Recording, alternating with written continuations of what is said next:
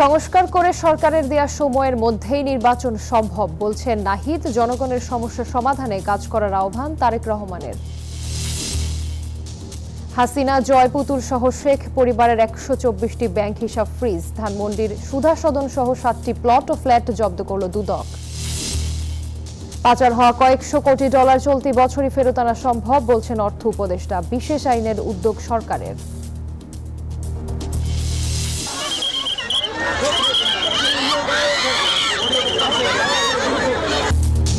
স্বরাষ্ট্র উপদেষ্টার পদত্যাগ চেয়ে গণপদযাত্রায় পুলিশের বাধা। কয়েকজন আহত। ধর্ষণের সর্বোচ্চ শাস্তির দাবিতে শাহবাগ অবরোধ।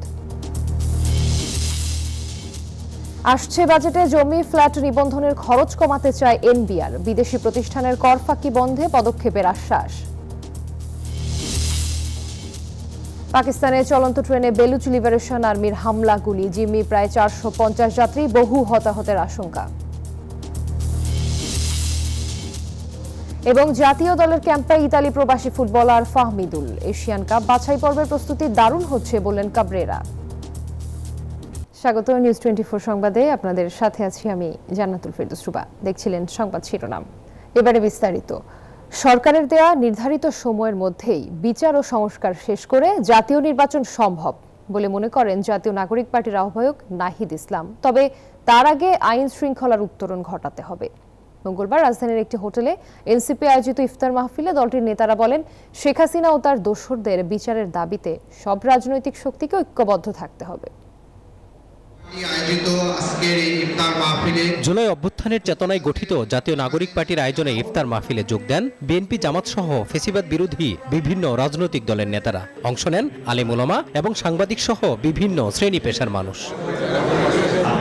এ সময় এনসিপির শীর্ষ নেতারা জানান, জুলাই অভ্যুত্থানে গণহত্যাকারী আওয়ামী লীগ ও তার দোসরদের বিচারে সব রাজনৈতিক দলগুলোকে ঐক্যমত্যের ভিত্তিতে সিদ্ধান্তে আসতে হবে। নেতারা জানান, নতুন বাংলাদেশের রাজনীতিতে চাঁদাবাজি, টেন্ডারবাজি এবং হানাহানি চায় না জনগণ। আমাদের মধ্যে রাজনৈতিক যেই বিভেদগুলো রয়েছে, সেই বিভেদগুলোকে আমরা বিভেদ উত্তর আমরা একটা ঐক্যমত্যের জায়গায় পৌঁছাতে পারবো এবং আমাদের দীর্ঘ প্রতীক্ষিত ডেমোক্রেটিক ট্রান্সফরমেশনের দিকে আমরা যেতে পারবো।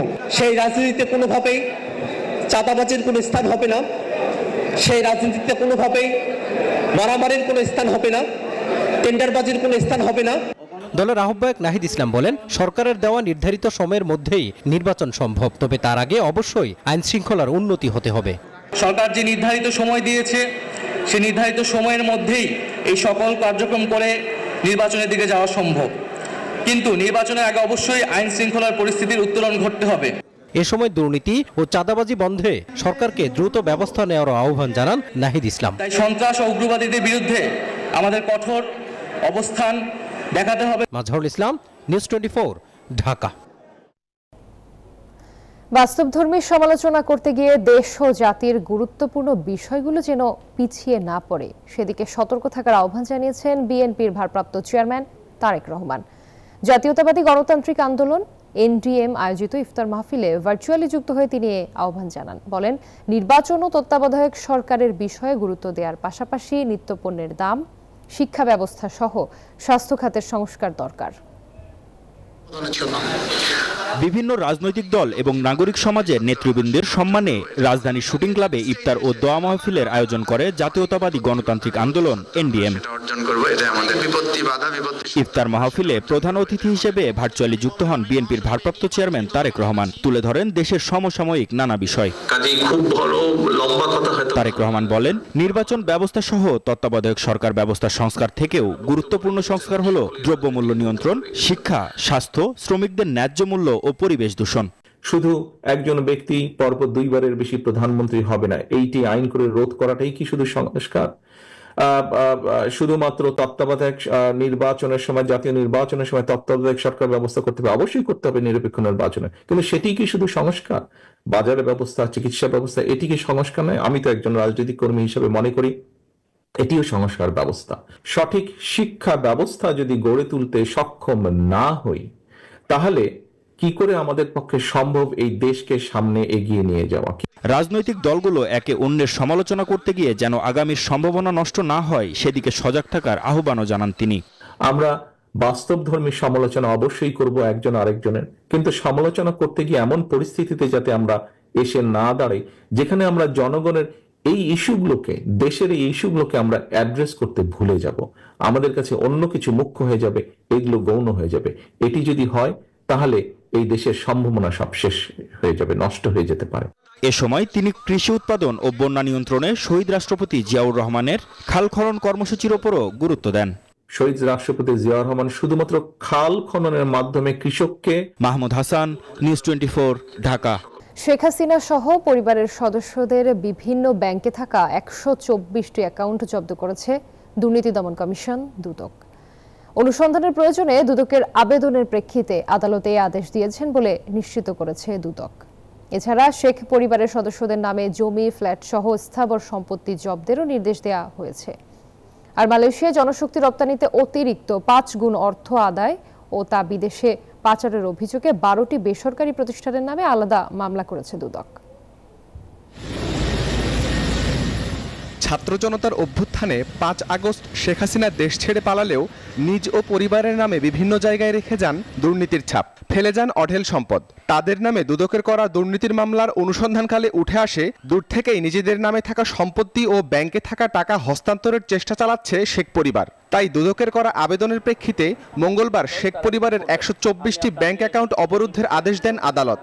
জনাব শেখ হাসিনা, সাবেক প্রধানমন্ত্রী, গণপ্রজাতন্ত্রী বাংলাদেশ সরকার, তার ছেলে জনাব সজীব আহমেদ ওয়াজেদ জয়, তার মেয়ে সাইমা ওয়াজেদ, তার ছোট বোন জনাব রেহানা সিদ্দিক এবং তাদের স্বার্থ সংশ্লিষ্ট 124টি অ্যাকাউন্ট ফ্রিজের জন্য আবেদন করা হয়েছিল। আমরা কিছুক্ষণ আগে জেনেছি এই 124টি অ্যাকাউন্টে যে অর্থে রয়েছে সেটা বিজ্ঞ আদালত থেকে সে বিষয়ে অবরুদ্ধকরণের আদেশ প্রদান করা হয়েছে। শেখ হাসিনার ধানমন্ডির সুধা সদন, গুলশানে টিউলিপ সিদ্দিকের ফ্ল্যাট, সেগুনবাগিচায় শেখ রেহানার ফ্ল্যাট সহ শেখ পরিবারের মোট 7টি প্লট ও ফ্ল্যাট জব্দ করেছে দুদক। দেশ ত্যাগে নিষেধাজ্ঞা এসেছে হাসিনা, জয়, পুতুল, রেহানা, রাদওয়ান, মুজিব সিদ্দিক সহ আজমিনা সিদ্দিকের বিরুদ্ধে। দেশ ছেড়ে পালানোর পর এমন নিষেধাজ্ঞার বিষয়ে জানতে চাইলে কোনো মন্তব্য করেননি দুদকের মহাপরিচালক আক্তার হোসেন।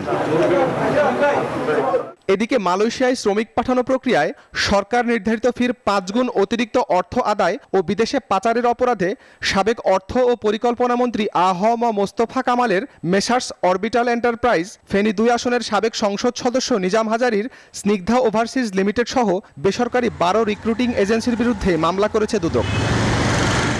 শাহরিয়ার শমীক, নিউজ 24, ঢাকা। বিদেশে পাচার হওয়া অর্থের মধ্যে কয়েকশো কোটি ডলার চলতি বছরের মধ্যে ফেরত আনা সম্ভব হবে জানিয়েছেন অর্থ উপদেষ্টা ডক্টর সালেউদ্দিন আহমেদ। জানান, এজন্য একটি বিশেষ আইন করার সিদ্ধান্ত নিয়েছে অন্তর্বর্তী সরকার। আর অর্থ মন্ত্রণালয়ের বিশেষ সহকারী ডক্টর আনিসুজ্জামান জানান, ডক্টর ইউনূসের সুনামের কারণে পাচারের টাকা ফেরত আনা সহজ হবে। ইতিমধ্যে কয়েকটি দেশ রাজি হয়েছে। শ্বেতপত্র কমিটির প্রতিবেদন বলছে, ক্ষমতাচ্যুত আওয়ামী শাসনামলের 15 বছরে প্রায় 28 লাখ কোটি টাকা বিশ্বের বিভিন্ন দেশে পাচার হয়েছে। বছরে গড়ে পাচার হয়েছে 16 বিলিয়ন মার্কিন ডলার। শুরু থেকেই এসব ফিরিয়ে আনতে কাজ করে যাচ্ছে অন্তর্বর্তী সরকার। এজন্য বিশেষ আইন করার উদ্যোগ নিয়েছে সরকার।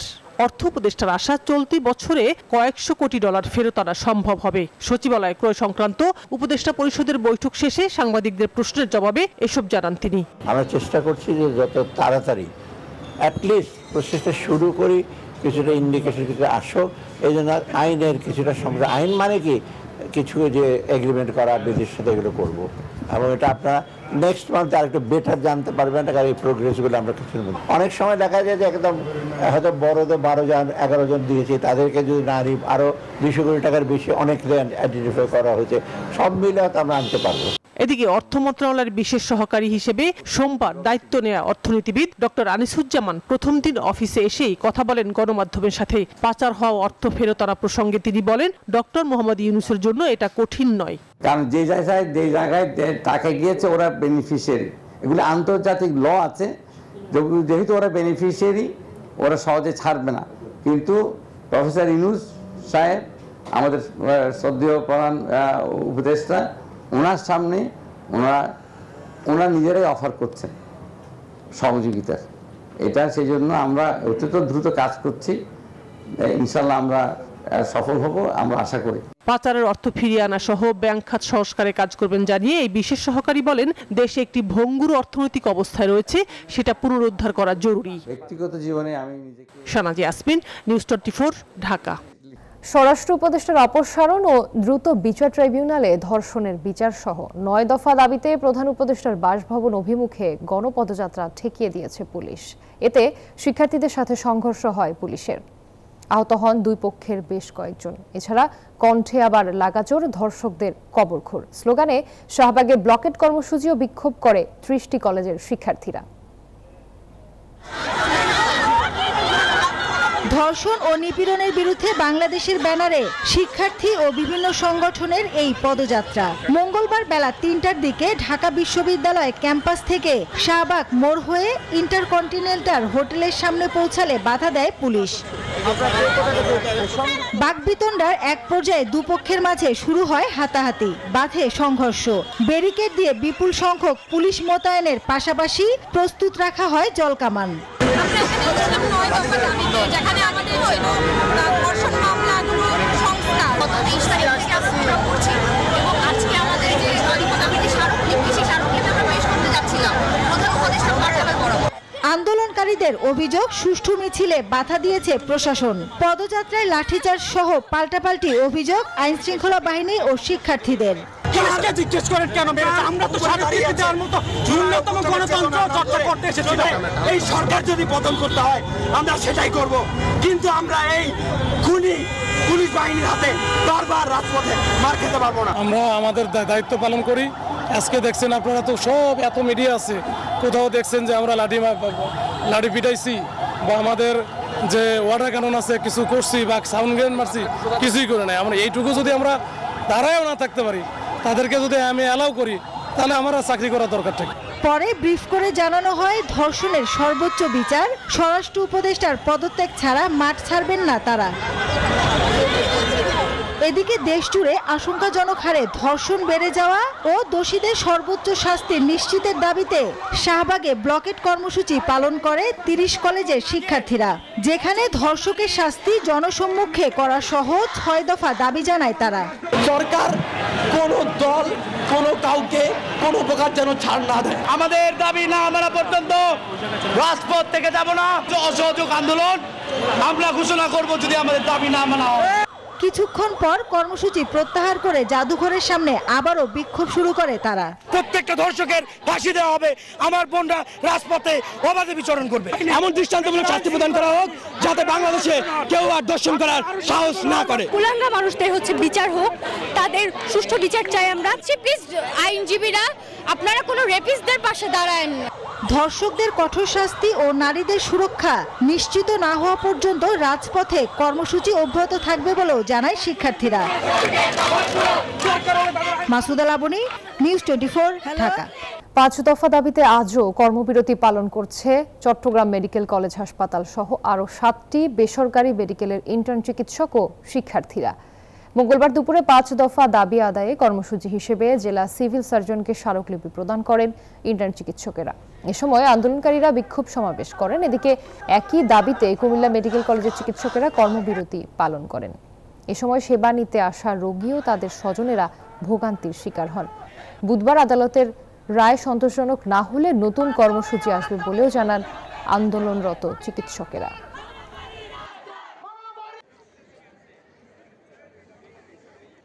বাংলাদেশে গ্যাস অনুসন্ধানে গ্যাসপ্রোমের কাজ অব্যাহত রাখতে সহযোগিতা চেয়েছে রাশিয়া। অন্তর্বর্তী সরকারের প্রধান ডক্টর মোহাম্মদ ইউনূসের সঙ্গে দেখা করে কথা জানান ঢাকায় নিযুক্ত রাশিয়ার রাষ্ট্রদূত আলেকজান্ডার জি খোজিন। 2012 সাল থেকে গ্যাসপ্রোম বাংলাদেশে কাজ করছে। 2023 সালে প্রতিষ্ঠানটি ভোলায় 5টি নতুন কূপ চিহ্নিত করে। প্রধান উপদেষ্টা ভোলায় গ্যাস কূপ খননের জন্য গ্যাসপ্রোমের প্রশংসা করেন। জানান বিদ্যুৎ, জ্বালানি ও খনিজ সম্পদ মন্ত্রণালয় এ বিষয়ে কাজ করছে। ভবিষ্যতে তাদের আরও সহযোগিতার জন্য তৈরি রয়েছে বাংলাদেশ।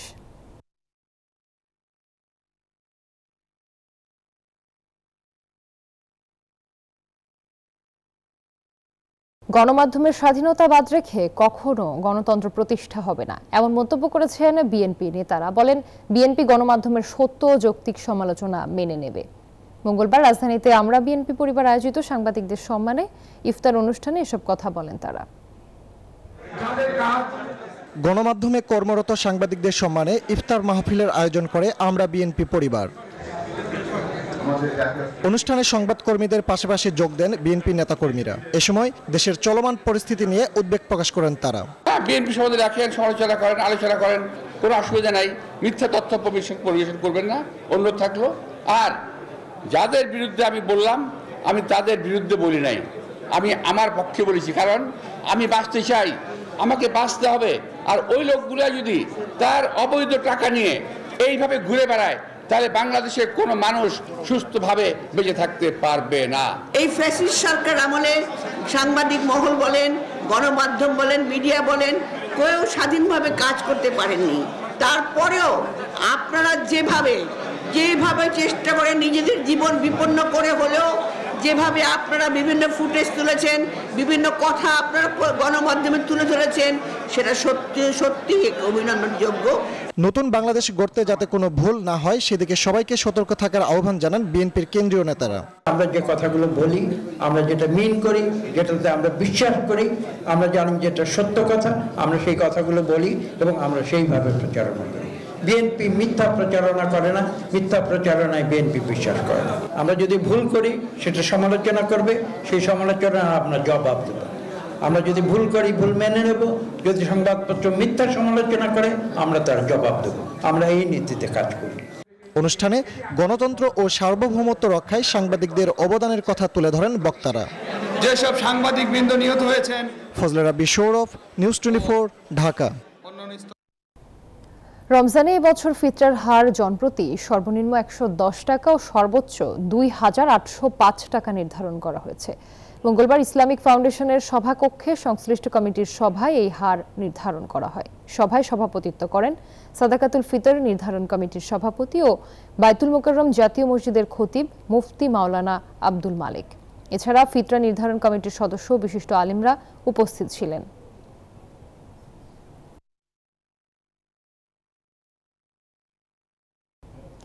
বাহারি সুস্বাদু ইফতারের আয়োজন নিয়ে জমে উঠেছে রাজধানীর আইসিসিবির ইফতারের বাজার। পুরান ঢাকার ঐতিহ্য ও মুখরোচক খাবারের অনন্য সমন্বয় থাকায় নগরবাসীর কাছে পছন্দের তালিকায় অন্যতম আইসিসিবির ইফতার সামগ্রী। ঘরের ইফতারের পাশাপাশি এখানকার কিছু আইটেম পছন্দ করেন অনেকেই। পুরান ঢাকার চকবাজারের বিকল্প হিসেবে ভোজন রসিকদের মাঝে জনপ্রিয়তা পেয়েছে আইসিসিবিতে আয়োজিত ইফতার বাজার। ইফতারে নিত্যদিনের মেনুতে ভিন্নতা আনতেই অনেকেই সংযোজন করে থাকেন শাহী কিংবা মুঘল খাবার। খাসির রেজালা, পোলাও, বিরিয়ানি, তন্দুরি চিকেন, হান্ডি চিকেন, জালি কাবাব, রেশমি কাবাব, রসমালাই, ফিরনি, জিলাপি, লুচি, পরোটা, মিষ্টান্ন সহ সবই মিলছে এখানে। নিজ পছন্দের খাবার বাছাই করে কিনে নিচ্ছেন ক্রেতারা। জানান খাবারের স্বাদ এবং মান নিয়ে সন্তুষ্টি। আইসিসিবি হেরিটেজের যে ইফতারটা ওটা আমাদের বেশ ভালো লাগে। ওদের কাচ্চি বিরিয়ানি, হালিম, খাবারের আয়োজন যা দেখে মনে হচ্ছে খারাপ না, ভালোই। পুরান ঢাকার যে ফ্লেভারটা এখানে আসতে পাওয়া যায়। আর একটু মনে হয় সাশ্রয়ী হলে ভালো হয়, বাইরের চেয়ে এখানে একটু দামটা বেশি। আয়োজকরা জানান নিত্যপণ্যের দাম বেশি হওয়া সত্ত্বেও তারা চেষ্টা করছেন ইফতার সামগ্রীর দাম নাগালের মধ্যে রাখার। দামের যে বিষয়টা আমরা দাম যতটা সাশ্রয়ী করা যায় সেভাবে আমরা রাখছি, কোয়ালিটিটা মেনটেন করে না রাখলেই নয়। আমরা ওটার দিকে খেয়াল রেখেই আমাদের প্রাইস ট্যাগগুলো এইভাবে করেছি।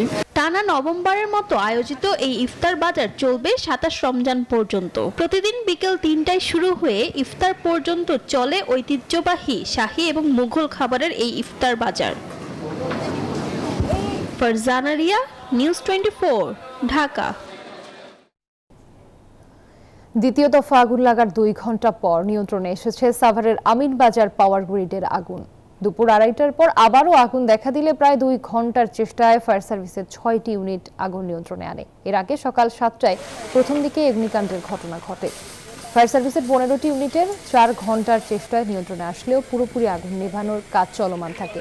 সাভার ফায়ার সার্ভিস জানায় Aminbazar power grid company of বাংলাদেশের ভিতরে একটি ট্রান্সফরমারের অয়েল ট্যাঙ্কার থেকে আগুনের সূত্রপাত ঘটে।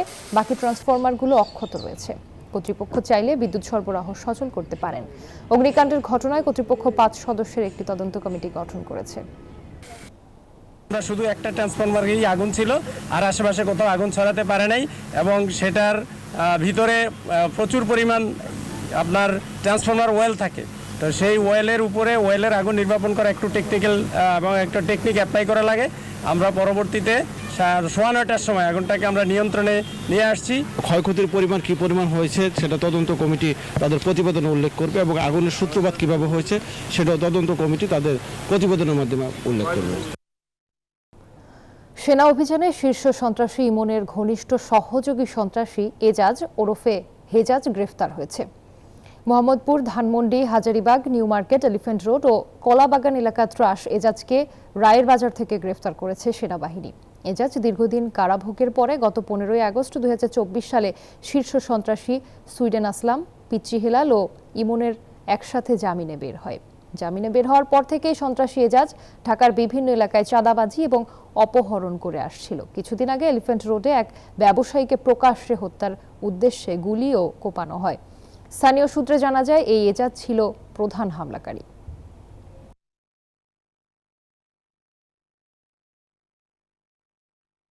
জমি ফ্ল্যাট নিবন্ধনে আগামী বাজেটে করহার কমাবে এনবিআর।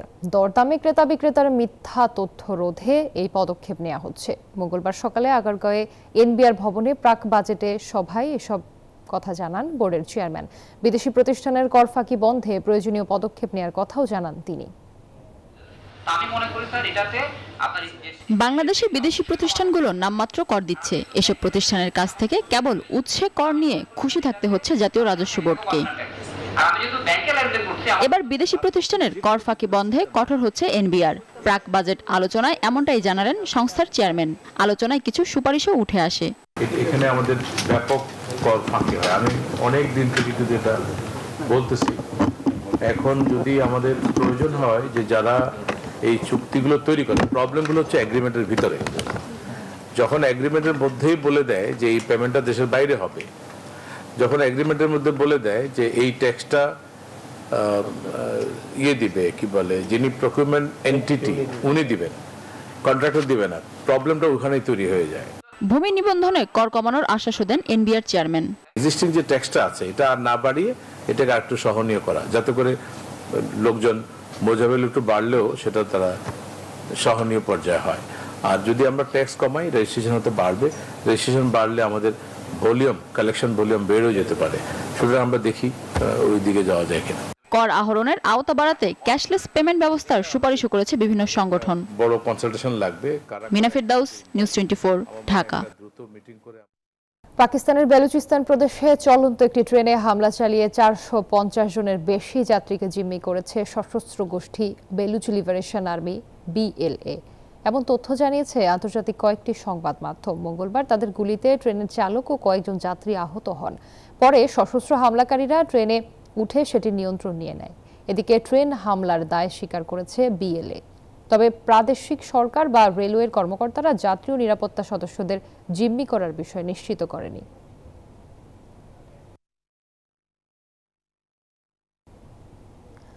যুদ্ধবিরতি নিয়ে সৌদিতে আজ বৈঠকে বসছে যুক্তরাষ্ট্র, ইউক্রেন। এরই মধ্যে রিয়াদে পৌঁছেছেন মার্কিন পররাষ্ট্রমন্ত্রী ও জেলেনস্কি। সাক্ষাৎ করেছেন যুবরাজ মোহাম্মদ বিন সালমানের সাথে। ওয়াশিংটন বলছে এই আলোচনার লক্ষ্য শান্তি চুক্তির একটি কাঠামো তৈরি করা এবং প্রাথমিক যুদ্ধবিরতি নিশ্চিত করা। রাশিয়া ইউক্রেন যুদ্ধের দ্রুত অবসানের জন্য যুক্তরাষ্ট্রের প্রেসিডেন্ট ডোনাল্ড ট্রাম্প যখন মধ্যস্থতা করছেন, তার অংশ হিসেবে পররাষ্ট্রমন্ত্রী মার্কো রুবিও সোমবার যুক্তরাষ্ট্র ইউক্রেন আলোচনার জন্য সৌদি আরবের জেদ্দায় পৌঁছান। মার্কিন পররাষ্ট্রমন্ত্রী সাক্ষাৎ করেন যুবরাজ মোহাম্মদ বিন সালমানের সাথে। সৌদিতে পা রেখে জানিয়েছেন শান্তির প্রতি ইউক্রেন কতটা প্রতিশ্রুতিবদ্ধ তা বোঝার জন্যই এই বৈঠক অত্যন্ত গুরুত্বপূর্ণ। এদিকে মার্কিন পররাষ্ট্রমন্ত্রীর আগেই সৌদিতে পৌঁছান ইউক্রেনের প্রেসিডেন্ট।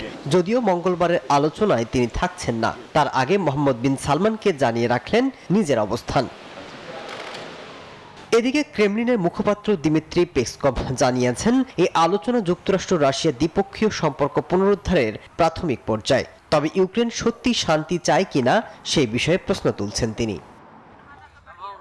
ওয়াশিংটন বলছে এই আলোচনার লক্ষ্য শান্তি চুক্তির একটি কাঠামো তৈরি করা এবং প্রাথমিক যুদ্ধবিরতি নিশ্চিত করা। তবে এই আলোচনা ব্যর্থ হলে ইউক্রেনের উপর আরও চাপ পড়তে পারে বলে মনে করছেন বিশ্লেষকরা। মাসুদ রানা, নিউজ 24। সৌদি আরবে বাংলাদেশ জাতীয় ফুটবল দলের ক্যাম্পে প্রথমবারের মতো যোগ দিলেন ইতালি প্রবাসী ফুটবলার ফাহমিদুল ইসলাম। তাকে সাদরে গ্রহণ করেছেন কোচ ও টিম ম্যানেজার। এশিয়ান কাপ বাছাইয়ে ভারতের বিপক্ষে হাই ভোল্টেজ ম্যাচকে সামনে রেখে তাইফে হাভিয়ের কাব্রেরার প্রস্তুত করছে নতুন ফুটবল দল। কন্ডিশনিং ক্যাম্পে ফাহমিদুল সঙ্গে পাচ্ছেন জামাল ভুঁইয়া, শেখ মুরসালিনদের। তবে হামজাকে এখনই সতীর্থ হিসেবে পাচ্ছেন না ইতালির চতুর্থ পর্যায়ের দল অলবিও ক্যালসিওতে খেলা এই উইঙ্গার। এছাড়া ফাহমিদুল লেফট ব্যাক হিসেবেও খেলতে পারেন, যা ভারতের বিপক্ষে লাল সবুজদের বাড়তি শক্তি যোগাবে। এশিয়ান কাপের বাছাই পর্বের ম্যাচের প্রস্তুতি দারুণ হচ্ছে বলে মনে করেন জাতীয় দলের হেড কোচ হাভিয়ের কাব্রেরা। জাতীয় দলের সাথে কন্ডিশনিং ক্যাম্প করা ফুটবলাররা বলছেন একাদশে সুযোগ পেলে মাঠে সেরা দিয়ে ভারতের বিপক্ষে জয় ছিনিয়ে আনতে চান তারা। লড়াইটা ভারতের বিপক্ষে। এই ম্যাচ সামনে রেখে অবসর ভেঙে ভারত দলের সাথে যোগ দিয়েছেন দক্ষিণ এশিয়ার কিংবদন্তি সুনীল ছেত্রী। লাল সবুজের দলের হয়ে মাঠে নামা নিশ্চিত ইংলিশ লিগে খেলা হামজার। ইতালিয়ান লিগে খেলা ফাহমিদুলও সৌদি আরবে জামালদের সাথে যোগ দিয়েছেন কন্ডিশনিং ক্যাম্পে।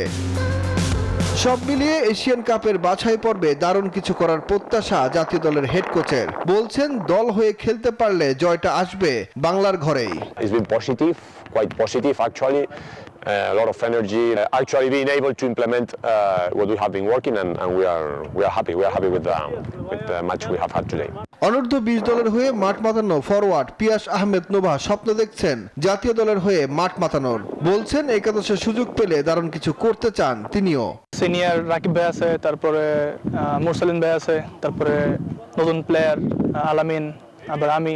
So tough, I think tough হবে, বাট সমস্যা নাই। এজ এ নাম্বার 9 হিসেবে আমি এখানে ফাইট করব। ডিফেন্ডার শাকিল আহমেদের মুখেও একই সুর। সুযোগ আসলে তা কাজে লাগাতে চান তিনি। আমার পজিশনে সিনিয়র প্লেয়ার আছে, তারা অনেক দিন ধরে খেলতেছে ন্যাশনাল টিমে, তাদের অনেক এক্সপিরিয়েন্স আছে। তো আমি চেষ্টা করব আমি আমার সর্বোচ্চটা দিয়ে খেলার। আগামী 25 মার্চ ভারতের শিলংয়ে মাঠে নামবে বাংলাদেশ। সুখন সরকার, নিউজ 24। আর এই ছিল নিউজ 24 সংবাদে।